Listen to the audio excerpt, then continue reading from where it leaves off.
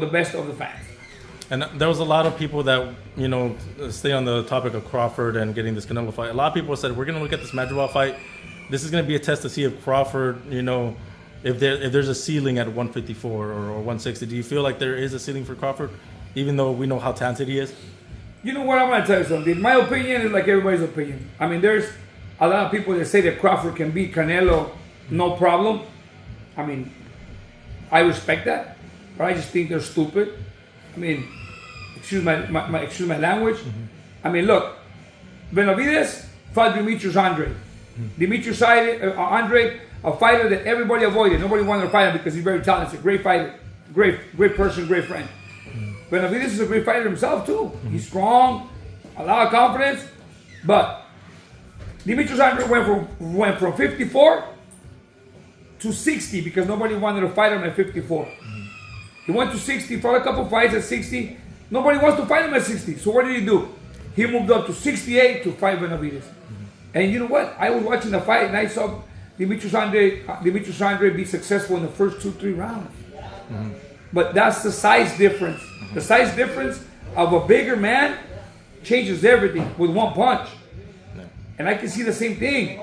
I mean, you saw Canelo Alvarez fighting Amir Khan. Now, look at this. Terence Crawford moved from 47 to 54 to fight Madrimov. What did he do to Madrimov?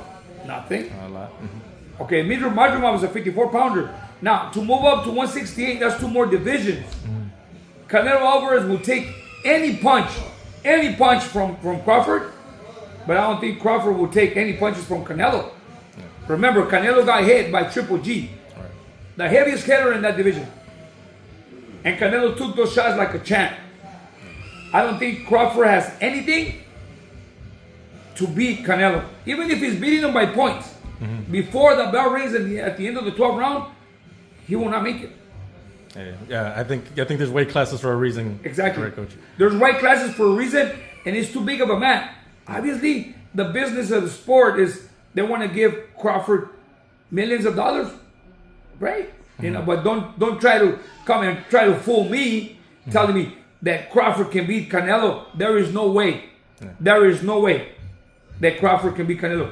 And not because he's not a great fighter. He's a great fighter. He's a superstar. He's the best pound-for-pound fighter, but in his division. Yeah.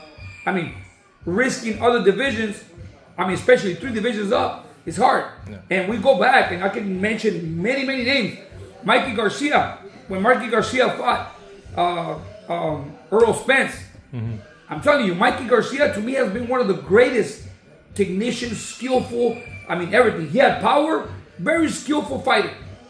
But he went from 135 to 47 to fight Earl Spence. A physically strong fighter on Earl Spence.